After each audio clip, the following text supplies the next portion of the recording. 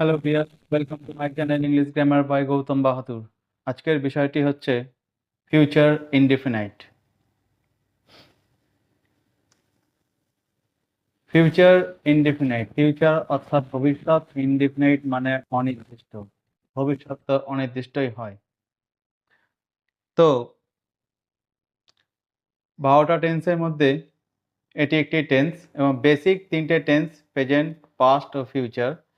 তার মধ্যে future indefinite হলো একটি অন্য টেন্স। এই টেন্সটা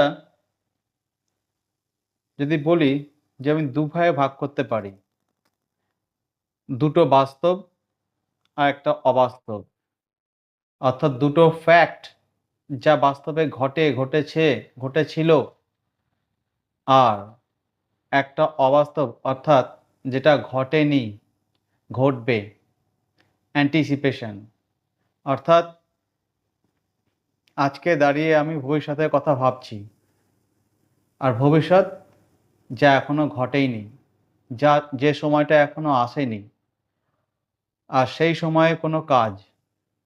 টেন্স যেহেতু কাজ আর সময়কে নিয়ে কারবার করে, তাই এখানে সময় কি ভবিষ্যৎ, বর্তমানে দাঁড়িয়ে আমি ভবিষ্যতের কথা বলছি, অর্থাৎ যে সময়টা আসেনি। যখন সময়টাই আসেনি তখন কাজও হয়নি। তাহলে কি বোঝাচ্ছে এটায়? না, এখানে কোনো কাজই হয়নি, অর্থাৎ কোনো ফ্যাক্টই নেই। যখন কাজই হয়নি, তাহলে তার বাক্যে রূপান্তর করবো কি করে? অর্থাৎ গোটা কথাটাই একটা মিথ্যে। তাই এই টেন্সটাকে আমি বলতে পারি words of mind or beyond fact. এটাকে বলতেই পারি যে এটা মনের কথা অথবা ঘটনার ঊর্ধ্বে। কারণ আমরা সবসময় সত্যি কথাই বলি।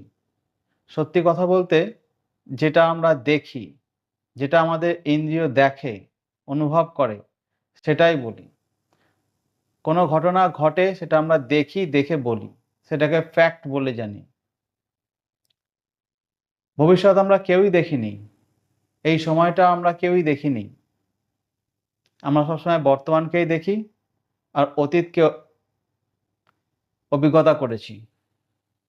তাই অতীতের যে সমস্ত কাজ সেটা আমাদের অভিজ্ঞতা, এবং বর্তমানের যে সমস্ত কাজকর্ম সেটাও আমরা দেখি, কিন্তু ভবিষ্যৎকে কিছু দেখিনি, আর ভবিষ্যতের কাজ সেটাও হয়নি। তো সুতরাং এখানে কোনো ফ্যাক্টই নেই। যখন ঘটনাই ঘটেনি, তখন আমি আগে থেকে কি করে কথা বলি? আর যদি কোনো কথাও বলি, সেটা অঘটিত, সত্য। সুতরাং অঘটিত অথচ সত্য, কথাটা অদ্ভুত। যেটা ঘটেনি সেটা সত্যি কি করে হতে পারে? তো সেই কারণে এটাকে বলা হচ্ছে words of mind or beyond fact. আশাবাদী, তাই আশা রেখে অনেক কিছু আমরা কথা বলি। আর এটা হচ্ছে মাইন্ডের ওয়ার্ড, অর্থাৎ মনের ভাষা, মনের কিছু শব্দ, মনের বাক্য। কি আমাদের মন কি কি ভাবায়, কি কি বলে। একটা কথা, যখন আমরা কোনো কাজ করি, কোনো কথা বলি, সেই কথাটা আমাদের কি কি ইচ্ছা প্রকাশ করে, সেই ইচ্ছেগুলো এই টেন্সে আমরা প্রয়োগ করব। আর প্রেজেন্ট ইনডিফিনাইট আর পাস্ট ইনডিফিনাইটে কোনো ইচ্ছে নেই, ওখানে বাস্তবিক, ওখানে ফ্যাক্ট হয়, সেগুলো প্রকাশ পায়। আর এখানে যেগুলো ফ্যাক্ট হয়নি, এখানে শুধুমাত্রই সাবজেক্ট কি করতে চায়, কি উদ্দেশ্যে কথা বলছে, কি ভাবনা চিন্তা রেখে কথা বলছে, সেটাই বোঝানো হচ্ছে ফিউচার ইনডিফিনাইট। কয়েকটা বিষয় আমি তুলে ধরেছি এখানে। যেমন আমরা যখন কোনো কথা বলি ভবিষ্যৎকালে, অর্থাৎ ফিউচার টেন্সে, তখন আমাদের মাথায় কি কি ধরনের বিষয়বস্তু আসে, এবং সেগুলোকেই আমরা ভবিষ্যৎকালে বা ফিউচার টেন্সে কথা বলি। একটা হচ্ছে প্রমিস, অর্থাৎ আমরা যখন কাউকে কোনো শপথ করি, কথা দিই, প্রতিজ্ঞা করি। পারমিশন, যখন আমরা অনুমতি চাই। রিকোয়েস্ট, যখন আমরা অনুরোধ করি। প্ল্যানিং, পরিকল্পনা করি।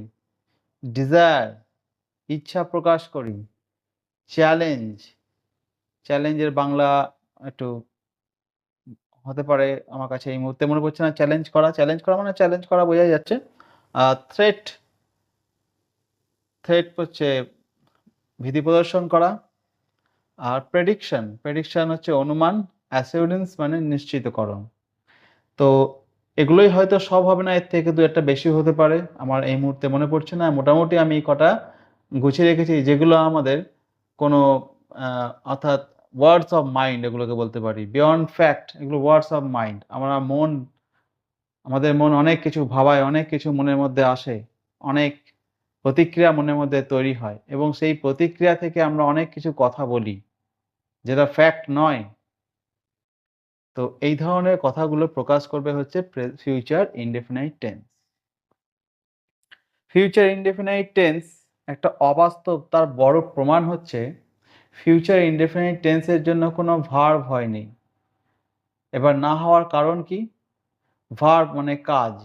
যদি কাজ হয় তবেই তো তার কাজের নাম হবে, অর্থাৎ যার এক্সিস্টেন্স আছে তার নাম আছে পৃথিবীতে, আর যার এক্সিস্টেন্স নেই তার নাম নেই। এক্সিস্টেন্স মানেই সত্য, আর এক্সিস্টেন্স নেই, নন এক্সিস্টেন্স মানেই মিথ্যে। যার এক্সিস্টেন্স নেই সেটা মিথ্যে, আর মিথ্যে যখন আছে তার মিথ্যের নামও নেই, মিথ্যের কাজও নেই, সেই কাজের নামও নেই। এই কারণে পাস্ট টেন্সের ভার্ব আছে। ধরলাম ডিড, ডিআইডি, ডিড। ডিকশনারি খুললে ব্রিটিশরা তাদের ডিকশনারিতে লিখেছে ডিআইডি, ডিড। ডিড হচ্ছে পাস্ট টেন্স আছে। ডিও, ডু বা ডিও ইএস, ডাজ, ডাজ বা ডু এটা হচ্ছে প্রেজেন্ট টেন্স আছে। তাহলে ফিউচার টেন্সের ভার্ব কি? ফিউচার টেন্সের কোনো ভার্বই নেই। কারণ নেই কেন? কারণ ফিউচার বলে কিছু এখনো পর্যন্ত হয়নি। ফিউচার অর্থাৎ ভবিষ্যৎ, এবং ভবিষ্যৎ সময়ে আসেনি, আর সেই সময়ে কাজও হয়নি। যখন কাজই হয়নি তার ভার্বও নেই। ভার্ব নেই মানে আমরা ফিউচার টেন্স তাহলে করব কি করে? না, ফিউচার টেন্স করতে গেলে আমাকে করতে হবে প্রেজেন্ট ইনডিফিনাইট টেন্সের যে ভার্ব, সেই ভার্বটা নিতে হবে এবং তার আগে একটা মডাল ভার্ব বসাতে হবে। যখনই বিষয়টা ফ্যাক্টের ঊর্ধ্বে চলে যাবে, ওয়ার্ডস অফ মাইন্ডে চলে আসবে, অর্থাৎ যখন বাস্তবিকতাকে ছাড়িয়ে যখন আমাদের মাথা, আমাদের চিন্তা, আমাদের মেন্টাল ওয়ার্ক তৈরি হবে, মেন্টাল ভিউ তৈরি হবে, তখনই চলে আসবে হচ্ছে মডাল ভার্ব। মডাল ভার্বগুলো আমাদের ওয়ার্ডস অফ মাইন্ড, অর্থাৎ মনের ভাষাকে প্রকাশ করতে সাহায্য করে। মন কি চাইছে, মন কি ভাবছে, মন কি উদ্দেশ্যে কথা বলবে, এই ধরনের কথাগুলো বিয়ন্ড ফ্যাক্ট। তো মডাল ভার্ব বসিয়ে এবং প্রেজেন্ট ইনডিফিনাইট টেন্সের ভার্ব বসাতে হবে। এইভাবে কম্বিনেশন করে আমাকে একটা ফিউচার ইনডেফিনাইট টেন্স তৈরি করতে হবে। না হলে ফিউচার ইনডেফিনাইট টেন্সের একটা নির্দিষ্ট ভার্ব থাকতো, যেমন ডু হচ্ছে প্রেজেন্ট টেন্স, ডিড হচ্ছে পাস্ট টেন্স, আর ডুডুম হচ্ছে ফিউচার টেন্স। কিন্তু ডুডুম বলে কোনো ভার্ব হয় না, তাই ডু আর ডিডেই সীমিত। কারণ এই দুটোই ফ্যাক্ট, এই দুটোই বাস্তব, আর অবাস্তবের জায়গা নেই। তাই এক্ষেত্রে ওয়ার্ডস অফ মাইন্ড।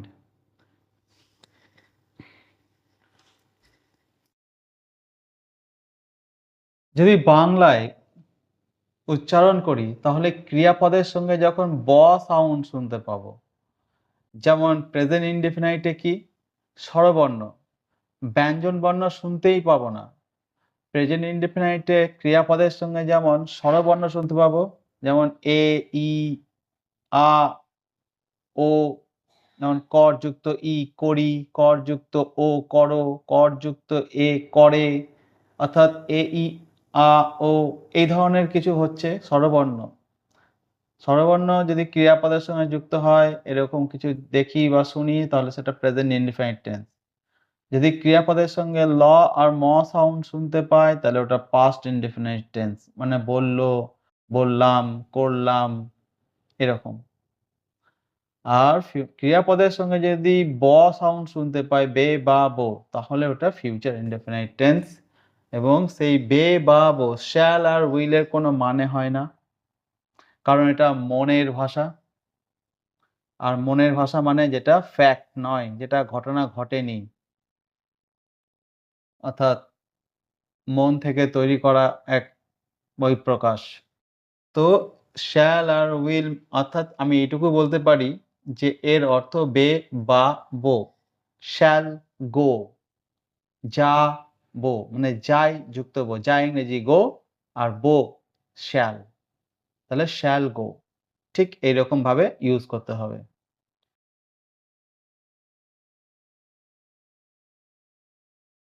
তাহলে কি করছি, শ্যাল বা উইল বসাবো, তারপর V1 অর্থাৎ প্রেজেন্ট ফর্ম অফ ভার্ব, ভার্বের প্রেজেন্ট ফর্ম বা বেস ফর্ম যেটা প্রেজেন্ট ইনডিফিনিট টেন্সে ব্যবহার করি, সেই ভার্বটাকে এখানে বসাতে হচ্ছে।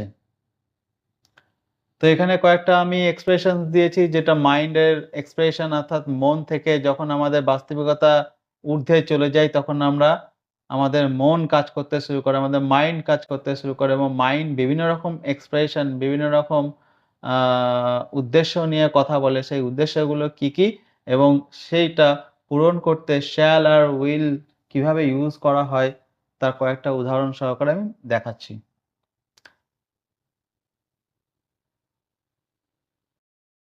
তো সিট বেল্ট বেঁধে নেন, আজকে জার্নি শুরু করছি। I will buy you a book. আমি তোমাকে একটা বই কিনে দেব। কথাটা প্রমিসে আসছে, অর্থাৎ আমি কাউকে কথা দিচ্ছি। তো এখানে যে কথাগুলো ভয়েস আর টোনে নির্ভর করবে এর অর্থ। আমি কথা দিচ্ছি আমি তোমাকে একটা বই কিনে দেব। আমি তোমাকে একটা বই কিনে দেব। I will buy a book. I will buy you a book. আমি তোমাকে একটা বই কিনে দেব। তো এখানে will, I shall, shall এর থেকে বেটার হয় will, কারণ যখন প্রমিস আছে। জেনারেলি I এর সঙ্গে shall বসে, অর্থাৎ ফার্স্ট পারসনের সঙ্গে শ্যাল, আর সেকেন্ড পারসন আর থার্ড পারসনের সঙ্গে উইল বসে নরমাল সেন্সে, যেটা আমরা আমাদের গ্রামার বইয়ে পড়ে থাকি।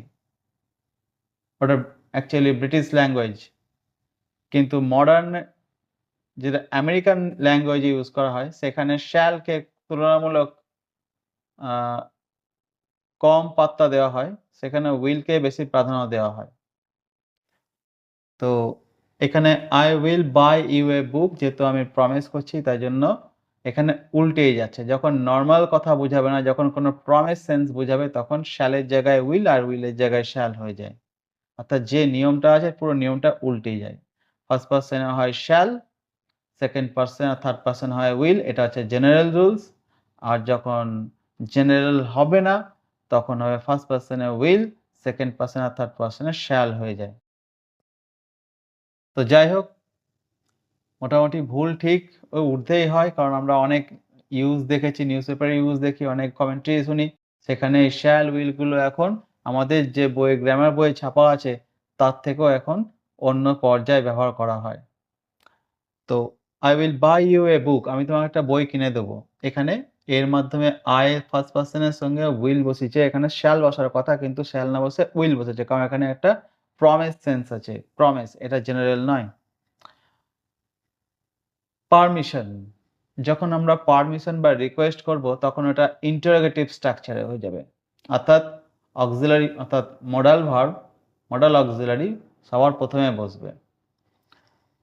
Shall I open the box, আমি কি বাক্সটা খুলবো, অর্থাৎ আমি এখানে পারমিশনস চাইছি, বাক্সটা খুলবো কিনা তার পারমিশন চাইছি, তাই shall I open the box. Will I open the box, এটা এই উদ্দেশ্যকে পুরোপুরি সফল করছে না, এখানে অতটা অ্যাপ্রোপ্রিয়েট হচ্ছে না যতটা শ্যালে করছে। Shall I switch on the fan? Request, permission আর রিকোয়েস্টের মধ্যে একটু তফাৎ আছে। পারমিশন এখানে আমি কোনো কাজ করব, কি আমি কি এখন যাব, বা আমি কি স্টার্ট করব, shall I start, shall I go, এগুলো হচ্ছে পারমিশন। আর রিকোয়েস্টটা হচ্ছে এখানে যদি আমি অন্যের কমফোর্টেবলের জন্য যদি কোনো কাজ করতে চাইছি, এরকম সেন্সে রিকোয়েস্ট বলা হচ্ছে। যেমন আমার বাড়িতে কোনো গেস্ট এসছে এবং সেই গেস্টকে আমি কমফোর্ট করার জন্য ফিল অ্যাট হোম, এইরকম কিছু অনুভব করানোর জন্য আমি বলতে পারি আ ফ্যানটাকে আমি বাড়িয়ে দেবো বা ফ্যানটাকে কি একটু কমিয়ে দেবো? এটা আমি নিজের কমফোর্টের জন্য বলছি না। আমি আমার গেস্টের কমফোর্টের জন্য বলছি। আমি হোস্ট, সে আমার গেস্ট। তো এরকম সেন্সে আমি বলতে পারি কি, ফ্যানটা কি একটু বাড়িয়ে দেবো? আমি তার জন্য বলছি। কারণ আমার মনে হচ্ছে তার গরম লাগছে এবং ফ্যানটা বাড়িয়ে দিলে তার একটু কমফোর্ট ফিল হবে। তাই বলছি। তখন কি বলব? "Shall I regulate up the fan?" অথবা তার বিপরীত যদি হয়, "shall I regulate down the fan?"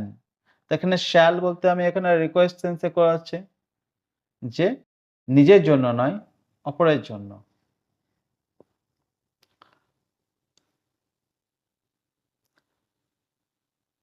We will be the third largest economy. Planning, government বা যেকোনো ডিপার্টমেন্ট বা ম্যানেজমেন্ট সবসময় একটা সিস্টেমকে ফলো করে। আমরাও কোনো না কোনো সিস্টেমে ফলো করি এবং সিস্টেমের মধ্যে থাকলে আমরা ম্যানেজমেন্ট থাকি। আর ম্যানেজমেন্ট বেসিক হচ্ছে প্ল্যানিং। প্ল্যানিং ছাড়া ম্যানেজমেন্ট হয় না। তো এখানে প্ল্যান করতে হয় আমাদের সমস্ত কিছু। আমরা যত রকম কাজ করি তার জন্য একটা প্ল্যানিং তৈরি করি। তো আমাদের প্রধানমন্ত্রী বলেন প্রায় যে আমরা সামনের কিছু দিনের মধ্যে বা বছরের মধ্যেই আমাদের দেশ 3rd লার্জেস্ট ইকোনমি হয়ে যাবে পৃথিবীর মধ্যে। তো এটাও একটা প্ল্যানিং। প্ল্যান ওয়াইস এর কাজ হচ্ছে 10th থেকে 5th, 6th এলো, 6 থেকে 5th, তারপর 4th। তো এখানে বলছে "We will be the 3rd largest economy in the world." পৃথিবীতে আমরা ৩য় বৃহত্তম অর্থনীতিতে পরিণত হব। Will be, will be, we shall be না, we will be। এখানে will ব্যবহার করা হচ্ছে কারণ এটা প্ল্যানিং। অর্থাৎ স্টেপ বাই স্টেপ ডেভেলপমেন্ট তৈরি করা হচ্ছে, ফরেন পলিসি তৈরি করা হচ্ছে, যার ফলে দেশের ইকোনমি গ্রো হচ্ছে। I will buy a laptop. Desire, আমাদের মধ্যে ইচ্ছা প্রকাশ হয়। আমাদের লোভ হয়, ইচ্ছে হয়, কিছু চাই। তো সেই চাওয়াটা আমি বর্তমানে দাঁড়িয়ে প্রকাশ করি, যেটা এখনো পাইনি। ডিজায়ার, ইচ্ছা তখনই হয় যেটা এখনো অপ্রাপ্ত। প্রাপ্ত হয়ে গেলে ইচ্ছে থাকে না। আর যেটা অপ্রাপ্ত, এখনো প্রাপ্তি হয়নি, সেটাই ইচ্ছে। অর্থাৎ খালি হাতেই ইচ্ছে হয়। আর বর্তমানে আমার খালি হাত, তাই আমার ইচ্ছে আছে এবং সেটা ডিপেন্ড করছে ভবিষ্যতের উপর। তো এইরকম কিছু পাওয়ার ইচ্ছাকে বলা হয় ডিজায়ার। তো I will buy a laptop, I shall buy, এটা নরমাল। I shall buy বলা যেতে পারে কিনবো। অর্থাৎ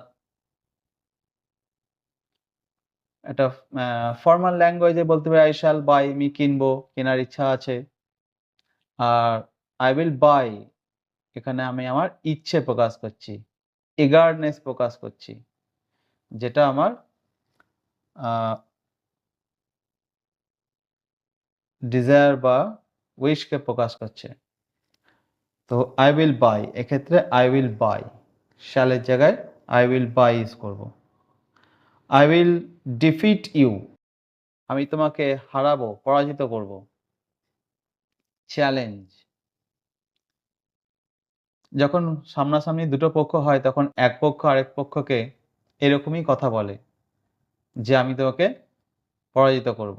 রিসেন্টলি আমরা ইলেকশন দেখেছি যেখানে পক্ষ আর প্রতিপক্ষ ছিল এবং এক পক্ষ আরেক পক্ষকে বলতো তোমাকে হারাবো। তো এরকম সেন্সেও বলা হয় যখন চ্যালেঞ্জ করছে সামনের জনকে, আই উইল ডিফিট ইউ। তো সেখানে উইল বসানো হচ্ছে, শ্যাল বসছে না। আই শ্যাল ডিফিট ইউ, খুব normal. I will defeat you, আমি তোমাকে পরাজিত করব। এর মধ্যে একটা অ্যারোগেন্সি আছে, অডাসিটি আছে, যেটা চ্যালেঞ্জের আকারে প্রকাশ করছে, একটা পাওয়ার আছে। I will finish you. I will finish you মানে কাউকে থ্রেট করা, ভয় দেখানো। প্রায় দেখি মুভি, সিনেমা বা আজকাল এটা খুবই দেখা যায়। একটুতেই টেম্পার বেড়ে যায় এবং তখন এই ধরনের কথা বলা হয়, I will defeat you.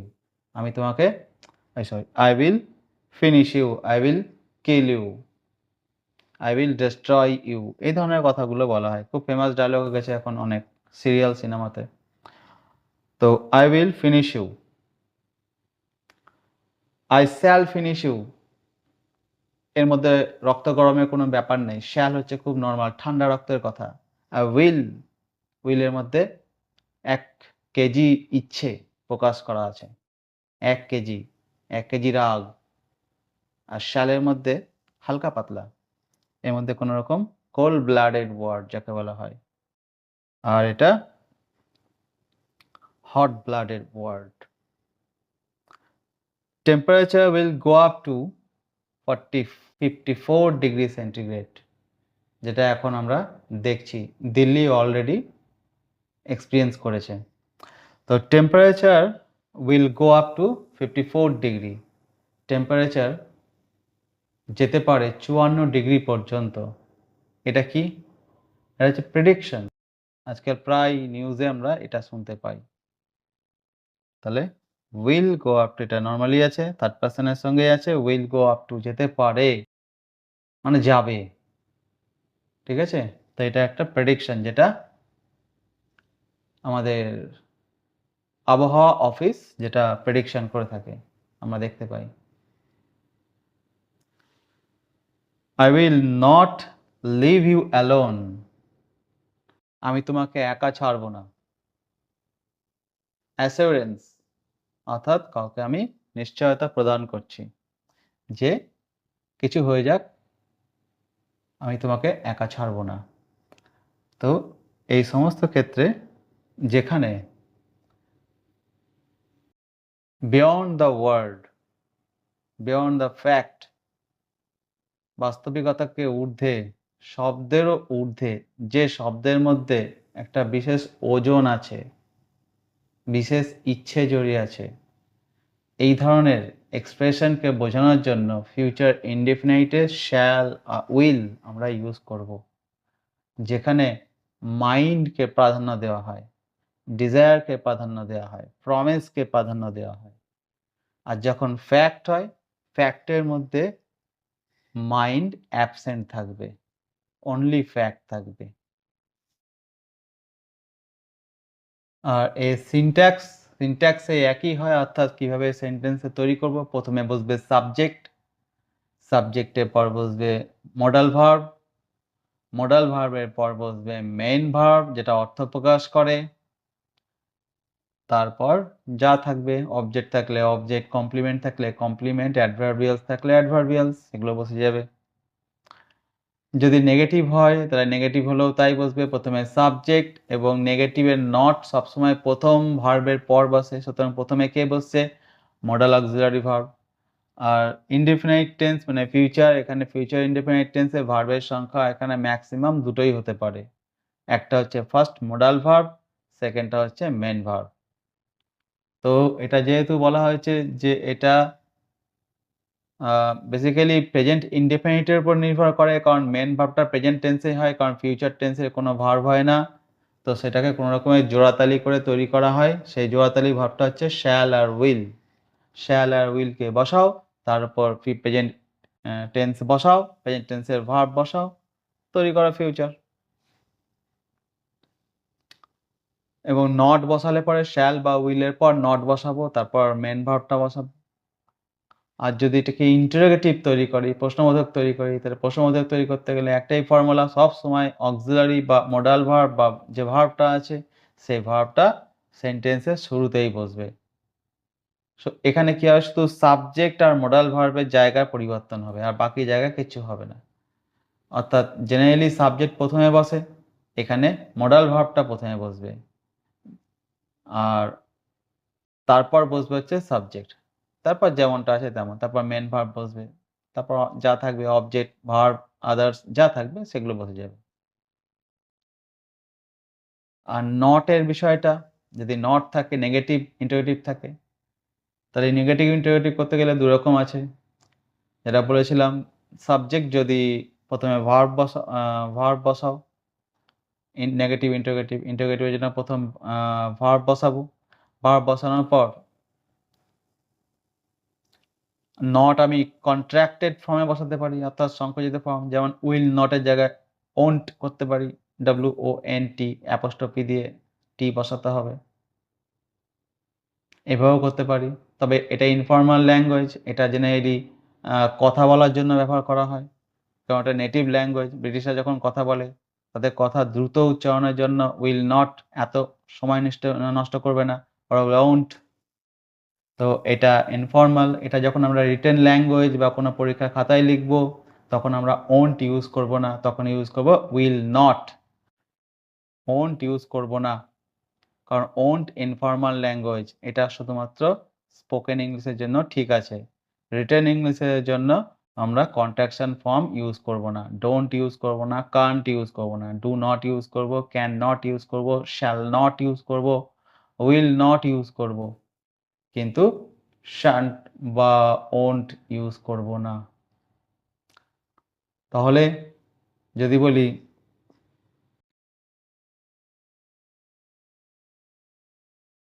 I will buy you a pen, তাহলে উইল এর পর সাবজেক্ট কে আছে, প্রোনাউন আছে। প্রোনাউন আমরা জানি যে প্রোনাউনের আগে নট বসে না, প্রোনাউনের পরে নট বসে। তাহলে সেক্ষেত্রে হবে কি, will I not buy you a book, এই ধরনের হবে। এটা অলরেডি আমি আগের টেন্সে ডিসকাস করে নিয়েছি যে স্ট্রাকচার কেমন হয়। সেম স্ট্রাকচার, স্ট্রাকচারের পরিবর্তন হয় না টেন্সে, যে টেন্সেই করো না কেন সিনট্যাক্স একই রকম থাকে। সুতরাং একটাতে শেখালে সবকটাতেই সেম অ্যাপ্লিকেবল। আর যদি নাউন, সাবজেক্ট যদি নাউন হয়, যেমন এখানে নাই, যদি এখানে subject third person singular number হয়, যেমন হচ্ছে গজা, তাহলে গজা উইল বাই ইউ এ বুক, তাহলে এখানে কি হবে, উইল নট গজা, কারণ নট অ্যাডজেক্টিভ মতো ইউজ হবে নাউনের আগে, অ্যাডজেক্টিভ নাউনের আগে বসে, তাই নট তখন নাউনের আগে। সাবজেক্ট যদি নাউন হয় তাহলে নাউনের আগে নট বসবে, আর সাবজেক্ট যদি প্রোনাউন হয় তাহলে প্রোনাউনের পরে নট বসবে, এইটুকু মাথায় রাখতে হবে। আর এই কনফিউশন থেকে দূর করার জন্য গ্রামারে একটা রুলস দেখেছি, যেখানে লেখা আছে কন্ট্রাকশন ফর্ম ইউজ করো। তাই কে সাবজেক্ট, নাউন না প্রোনাউন দেখে লাভ নাই, সেখানে অক্সিলারি অর্থাৎ মোডাল ভার্ব বা অক্সিলারি ভার্বের সঙ্গে নটকে কন্ট্রাক্ট করে দাও, অর্থাৎ উইল নট না বলে ওন্ট করে দাও। তো এইভাবেও করতে দেখেছি, কিন্তু রুলস বলছে যে ফর্মাল ল্যাঙ্গুয়েজে যখন তোমরা রিটেন ল্যাঙ্গুয়েজ করছো, তখন তোমরা সবসময় কন্ট্রাকশন ফর্ম ইউজ করবে না। তো আজকে এখানেই শেষ করছি, আবার দেখা হবে। ভিডিওটা ভালো লাগলে পরে লাইক, শেয়ার, সাবস্ক্রাইব করো, কমেন্ট করো। আবার দেখা হবে নেক্সট ভিডিওতে। ততক্ষণের জন্য নমস্কার।